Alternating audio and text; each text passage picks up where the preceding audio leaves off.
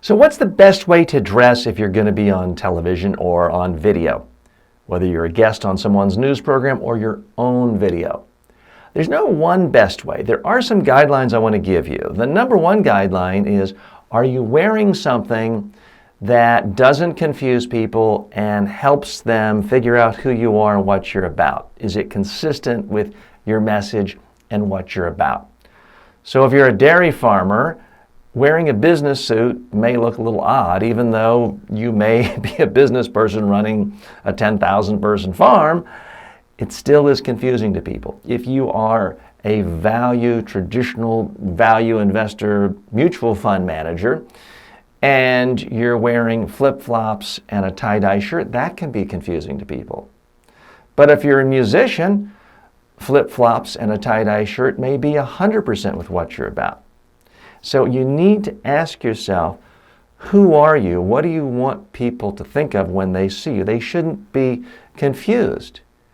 I sometimes work with bankers and they'll wear a traditional conservative suit. But I also work with fashion designers. They don't want a boring suit. They need something that demonstrates their color, creativity, and their latest fashions. Or artists. Artists don't want to look bland and boring. You have to figure out what works for you. Now, if you're in a lot of organizations, a government agency, something that isn't particularly in the arts, chances are you don't want people focused on what you're wearing. You want something that is somewhat traditional for business in your area. It may be a suit and tie or a woman's business suit.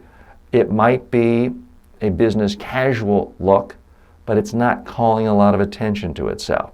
There are some things I would avoid if you're going to be on video. Stripes can jump around, dance around. Remember, you have to think about, how does this look not just on a big high-definition TV screen, but a computer monitor? Also, how is it going to look on someone's cell phone when they're watching? Certain things can look great on a high-definition television, but on a cell phone, if they're watching it on YouTube, can just get blurry. So that's the problem with stripes, unless they're particularly bold. Other things that cause problems, patterns, small patterns, paisley, herringbone, they just jump around, they get blurry, it gets fuzzy. I would avoid small, complex patterns. Certain colors are a problem. Bright red can do what we call bleeding. You're moving and it's still sort of over here, pixelating.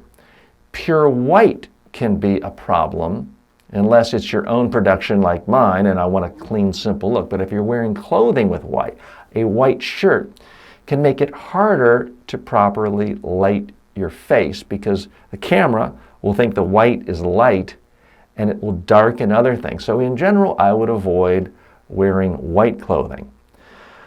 All black can be a problem. Now you may be looking at me saying, well, that's all black. This has black in it, but it has a lot of white in it too. So there's still contrast. You can kind of see where my arm starts, my body stops. If you're wearing a pure black outfit, unlike in real life where black can have a slimming effect, black can make you look heavier on video because it all blurs together. It's harder to light and you can look like just sort of a blob from the neck down.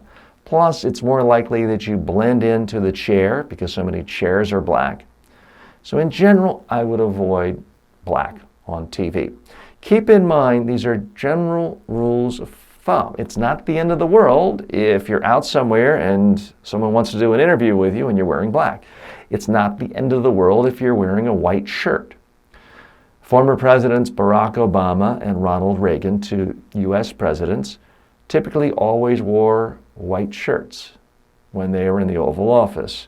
Didn't seem to hurt their careers. So keep in mind, these are general guidelines that will give you a little extra edge, but they're not ironclad rules.